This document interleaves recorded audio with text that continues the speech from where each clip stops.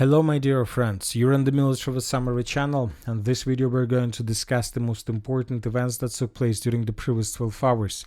We have a lot of very interesting updates, so let's start. And during this video we're going to discuss the situation in the Persian Gulf and the Strait of Hormuz. According to information we have, the United States of America managed to evacuate their base without losses. Also we're going to talk about the situation between Israel and the Iran, and according to information we have, the Iranians rejected the ultimatum that was issued by the President of the United States of America, Donald Trump. Furthermore, we're going to talk about Putin. During the previous 12 hours, he made lots of very interesting statements about the situation in Ukraine, about the situation with Zelensky and his legitimacy. Also, he talked a lot about Iran, about Israel, and about the relations with the United States of America. And of course, during this video, we're going to discuss the situation along the line of combat contact in the area of the special military operation. According to information we have, the Russians during the previous 12 hours managed to improve their positions significantly at some directions. So let's start from the beginning, and first let's talk about the Middle East, and we're going to discuss the situation in the Persian Gulf and the Strait of Hormuz. According to information we have, the United States of America evacuated their bases. Basically, they have left them, they have left their ports, and according to information we have, they managed to save their ships, their personnel, their equipment, radars, air defense systems. We have several satellite pictures where we can see that currently most likely former US bases are completely emptied. For example, in this photo we can see the largest US air base in the Middle East that has been deserted in anticipation of Iranian strikes. I would like to remind you that currently the situation remains tense between the United States of America and Iran, and obviously if something happens between these two states, the Iranians would attack these bases at the first target, and obviously these two bases would be destroyed during the first hours of possible clashes. So once again, the Americans managed to evacuate their fleet. They continue their build-up process to the south of Iran. They managed to bring additional forces, lots of air carriers, lots of aircrafts, lots of tankers, lots of aircrafts. Everything was deployed, almost everything was deployed in this area, and most likely, and according to different experts, the United States of America are going to join the Israeli special operation during this upcoming weekend. At the same time, we got a report that Iran closes Strait of Hormuz for 100 days. This is not an official statement from the Iranian authorities. This is a call to the authorities from the former Minister of Economy. Now let's move further and let's discuss the situation between Israel and Iran. I would like to remind you that during the previous 12 hours, the President of the United States of America issued an ultimatum to the Iranians. He wanted the Iranians to surrender. He wanted unconditional surrender or unconditional capitulation. We're not looking for ceasefire. We're looking for total, complete victory. Again, you know what the victory is. No nuclear weapon. That was stated by the President of the United States of America, Donald Trump. But the problem is that the Iranians rejected this issued ultimatum. A senior Iranian official tells us that Iran politely rejected the proposal from Trump to shut down all enrichment facilities and participate in a meeting with Witkoff and Vance. Furthermore, we got several statements that were made by the leader of Iran, Khamenei. More statements by him. The US should know that Iran never surrenders. Any American military attack will lead to serious and irreparable consequences. During the previous 12 hours, the Israelis continue bombing and attacking the territory of Iran. We have a lot of proofs, a lot of photos, lots of videos of how the Israelis were attacking the territory of Iran, mainly the military facilities, nuclear facilities, just facilities that the Iranians used to produce drones or probably some weapons or parts for missiles. Lots of explosions. We see that the Israelis are not reducing their pressure. Lots of videos and lots of explosions from their side. At the same time, we got reports that the Iranians launched their own missile attack on the territory of Israel. There were several waves of attack, and for example, this is the photo of the first wave of attack that took place in the evening of the 18th of June of 2025. And according to Iranian media, the latest strike might have involved a next-generation ballistic missile. And here we can see the road, the sign of this missile. It was flying in the direction of the territory of Israel, but we haven't received any report whether this missile managed to get the target. Some sources reported that that missile was brought down by the Israelis and their air defense. Some sources are saying that the Iranians destroyed the missile themselves with the purpose not to allow the Israelis to get the missile in their hands. Iran announced the launch of heavy two-stage long-range missile Sajil in the direction of Israel. The speed of entry into the atmosphere is about 12-14 Mach, about 4.3 thousand kilometers. During the previous 12 hours and 24 hours, the Iranians attacked the territory of Israel, and we have lots of videos from this area. Mainly the Iranians were attacking the central part of Israel, the city of Tel Aviv. We have lots of videos of the work of the Israeli air defense, their dome, Iron Dome. They were trying to bring down the Iranians' missiles. Lots of missiles, of course, were destroyed, but several missiles of Iran managed to get the target. And we have, for example, this video where we can see the consequences of another attack. One building, high floor building, as you can see, was damaged heavily and almost destroyed. Anyway, another important statement about the situation between Iran and Israel was made by the president of the Russian Federation, Vladimir Putin. Let's discuss this in details. Iran is not asking Russia for military assistance, Putin said. He also said that Moscow had previously offered Tehran to work on air defense systems, but the partners did not show much interest. This is a very important statement because if Iran is not asking Russia for military assistance, it doesn't mean that they're not going to ask this in the future.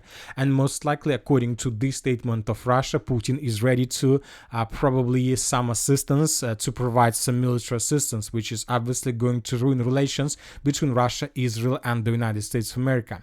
Another and probably the most important statement made by the president of the Russian Federation: there are many underground facilities in Iran. Most have not been affected at all. So you know that we are talking a lot about nuclear facilities of Iran that were under very heavy fire from the Israeli side. We were talking about facilities, for example, in the vicinity of the city of Qom. We were talking about many other nuclear power plants, about attempts from the Israelis to attack them, to destroy them, and about their probably complete impossibility to destroy it because they're located very deep below the surface, about US GBU 43 bombs that can do this. And so we were talking a lot about this, and we were waiting when this moment is going to happen, when the Israelis will be able to destroy this energy, this enrichment plant. But today Putin told that this is not the only plant, this is not the only underground facility in Iran. There are probably hundreds of them or even thousands of them, and most have not been affected at all. So as we can see, according to Putin, there are still lots of job to do for the Israelis and for the United States of America. Now let's discuss a few more statements that were made by the president of the Russian Federation, this time about Ukraine. So key statements by Vladimir Putin made at a meeting with the heads of global news agencies. Putin is ready to meet with Zelensky at the final stage of settlement, but there is a question of who will sign the documents on behalf of Kiev, given the illegitimacy of the current regime. Russian and Ukrainian negotiation teams remain in contact. Medinsky spoke today with his counterparts from Kiev, and the next round of talks after June 22 is being discussed. Situation for Kiev will worsen, that was stated by Putin. We have given away more than 6,000 bodies of servicemen. In return, we received 57. We are ready to give away more than 3,000 bodies of soldiers of the armed forces of Ukraine, additional 3,000 bodies. The Donetsk and Lugansk republics had the right to secede from Ukraine, and after the Kosovo precedent, we under the no obligation to seek Kiev's approval. Trump is ready when he says that the conflict is Trump is right when he says that the conflict in Ukraine might not have happened under his leadership. On the possibility of Germany mediating in the Ukrainian settlement, a mediator must be neutral. The possible delivery of Taurus Taurus to Ukraine will not affect the costs of the special military operation, but will spoil the relations between Germany and Russia completely. Russian forces hold a strategic advantage on all fronts in the special military operation zone. Russia wants to end the conflict in Ukraine as soon as possible, preferably through peaceful means. A solution that ensures the interests of both Iran and Israel can be found. Claims about Russia's plan to attack NATO are lies and nonsense. So lots of very important statements, especially about Zelensky legitimacy. So Putin says that he can meet with Zelensky, he can discuss with Zelensky everything he wants, including the situation in Ukraine, probably in the world. But the most important question for Putin, who is going to sign the final document. And I would like to remind you that just yesterday we discussed very important law that was adopted by the Parliament of Ukraine. We are talking about possibility of Ukrainians and Ukrainian authorities regarding the citizenship of their population. The Verkhovna Rada of Ukraine has approved a bill that allows those who fight on the side of Russia or who have received a Russian passport to be stripped out of their citizenship. I would like to remind you that the population of Ukraine before the special military operation were at the level of 54 millions. Currently on the territory of Ukraine we can find maybe 30 millions or something like this. Millions of people quits Ukraine in the direction of Moscow or the territories that are under complete Russian control. So that is why Zelensky right now wants to strip these people out of Ukrainian citizenship. This will allow him to get the best results in possible president and parliament elections. So this is the very interesting situation. As we discussed yesterday, Ukraine is preparing itself before the beginning of this presidential election campaign. Anyway, let's wait and see, but we believe that Russia will not accept this situation. They will force Kiev to count probably voices of Ukrainians who are living on the territory of the Russian Federation or on the territories of Ukraine that are under complete Russian control. We're talking about the Donetsk, Lugansk, Zaporozhye, Crimea and Kherson regions. Now let's move further and let's discuss the situation on the ground. During the previous 12 hours, we got lots of very interesting updates. The Russians managed to improve their positions significantly. And first, let's talk about the area around the settlement of Constantinovka. During the previous 24 hours, the Russians continued their offensive operation and they managed to improve their positions significantly. According to several mappers, the Russians secured the village of Stupochki itself completely. This is a key settlement on the way towards the settlement of Constantinovka. I would like to remind you that the Russians, we are talking about the Minister of Defense of the Russian Federation, several weeks ago confirmed complete control over the settlement, and based on that report we adjusted the map in Russian favor, but just today this information was confirmed both by neutral mappers and by pro-Russian resources. We are talking about several videos were published from this area. Another important update is coming from the area along the Seversky Donetsk-Donbass Canal. Another day and another progress on the ground from the Russian side. During the previous 12 hours, as you can see, we have adjusted the map once again in Russian favor. I would like to remind you that Russian major offensive in this area started around the 14th or 15th of June of 2025. For example, this is the situation by the end of the 15th of June. This is approximately the moment when the Russians began offensive. By the end of the 16th of June, the Russians secured positions along Seversky Donetsk-Donbass Canal. Later, another day, the Russians improved their positions in the vicinity of the southern Delivka. Basically, as you can see, according to this configuration, the Russians outflanked the southern part of the southern Delivka. Furthermore, by the end of the 18th of June, the Russians managed to secure this village completely, and several sources reported that the Russians began advancing in the direction of Bela Gora. And by the beginning of the 19th of June of 2025, we got reports that the Russians managed to secure the southeastern pocket completely by taking under control this dense network of the fortifications. Furthermore, according to this geolocation that was provided by the Ukrainian sources, the Russians managed to secure the central part of the village of the northern Delivka as well. So the Russians, as we can see, finished the battle, finished their first stage of this major offensive, and the first stage was to take under complete control everything that is located along this line. We're talking about this entire pocket. The Russians managed to cut this pocket completely, and now the Russians are about to begin the next, let's say, stage of this offensive operation, and the next stage of offensive operation in this area area is to answer and to secure the territory of the villages of Belaya Gora and Alexandra Shultina. The Russians continue offensive, as we can see. When talking about the Kiban-Buksky pocket during the previous 24 hours, as you can see, the Russians managed to improve their position significantly, and we have colored this territory finally in Russian favor. So this is the situation between the dates. So we have changed this territory color in Russian favor based on the video that was published by the Ukrainian sources.